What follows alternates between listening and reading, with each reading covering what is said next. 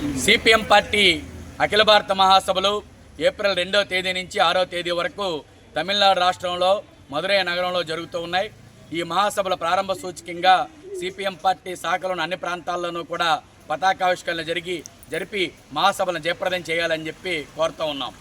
CPM party ఈ మహాసభల్లో ఏదైతే కేంద్ర ప్రభుత్వం అనుసరిస్తున్నటువంటి కార్పొరేటు సరళీకరణ విధానాలు, మతోన్మాద విధానాలు ఏవైతే ఉన్నాయో ఆ విధానాలకు వ్యతిరేకంగా భవిష్యత్తులో ప్రజానీకాన్ని అందరినీ ఐక్యం చేసి పెద్ద ఎత్తున ప్రజా పోరాటాలు నిర్వహించడం కోసం కృషి చేస్తూ ఉంది. ఈ దేశంలో దోపిడీ లేని వ్యవస్థ రావాలి.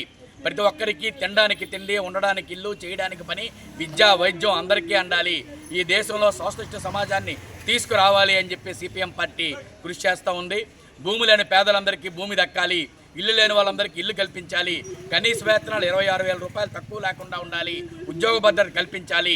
అలాగే దళితులు, గిరిజనులు, మైనారిటీలు ఎవరైతే ఉన్నారో మహిళలు, వీళ్ళ మీద దాడులు అనేది జరగకుండా ఆపాలి అని చెప్పేసి ఇటువంటి అన్నింటి మీద కూడా భవిష్యత్తులో చర్చించి కార్యాచరణ రూపొందించబోతున్నాం. అలాగే మన రాష్ట్రంలో ఉన్నటువంటి కూటమి ప్రభుత్వం బీజేపీ తాలూకా చెప్పు చేతల్లోనే దాని కనుసన్నల్లోనే సరళీకరణ విధానాన్ని మన రాష్ట్రంలో కూడా అమలు చేస్తూ ఉంది. పేద ప్రజలకు ఇస్తున్న సంక్షేమ పథకాలని ఎత్తివేయడం కోసం ఈ రోజున పీపీపీ పేరుతోటి మొత్తం అన్నింటికి కూడా వాడుకో డబ్బులు చెల్లించే పద్ధతులు, యూజ్ అండ్ పే పద్ధతిలో మొత్తం అన్నింటికి కూడా అన్ని సేవలకి కూడా వినియోగ రుసుము అనేది పెడుతూ ఉంది. ఆంధ్ర రాష్ట్రంలో ఉన్నటువంటి రోడ్లకు కానీ లేదంటే కాలువలకు కానీ మొత్తం అన్నిటికీ కూడా మొత్తం టోల్ గేట్లు పెట్టి డబ్బులు వసూలు చేసే కార్యక్రమాన్ని చేస్తూ ఉన్నారు. మరో పక్కన విద్యుత్తును ప్రైవేటు పరం చేసి స్మార్ట్ మీటర్లు తీసుకొని వచ్చి విద్యుత్తును కూడా కార్పొరేట్ కంపెనీలు కట్టబెట్టి ట్రూ అప్ ఛార్జీలు పేరుతోటి ప్రజల మీద విపరీతమైన భారాలు మోపుతూ ఉన్నారు. ఇటువంటి విద్యుత్ సంస్కరణలకు వ్యతిరేకంగా అలాగే ప్రతి ఒక్కరికి ఇల్లు, ఇళ్ల స్థలాల కోసం, అలాగే సంక్షేమ పథకాల అమలు కోసం, వీటన్నిటి కోసం కూడా ఏప్రిల్ నెలలో సిపిఎం పార్టీ ఆధ్వర్యంలో పెద్ద ఎత్తున ప్రజా ఉద్యమాలు చేయబోతూ ఉన్నాం. ఈ ప్రజా ఉద్యమాల్లో ప్రజలందరూ భాగస్వాములు కావాలని చెప్పేసి కోరుతూ ఉన్నాం.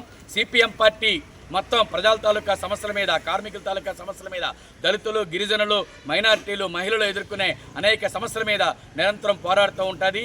ప్రజానీకంలో ఉన్నటువంటి సమస్యలు అంతరాలు పోయేంత వరకు, దోపిడీ లేని సమాజం ఏర్పడే వరకు, ఒక్క మాటలో చెప్పాలంటే మనిషి శరీరంలో ఎర్రదన రక్తంలో ఎర్ర కణాలు ఉన్నంత వరకు కూడా సిపిఎం పార్టీ ఎర్ర జెండా నిరంతరం ప్రజా ఉద్యమాలు చేపడుతూ ఉంటుంది. ప్రజా సమస్యల మీద నిరంతరం పోరాడుతూ ఉంటుంది.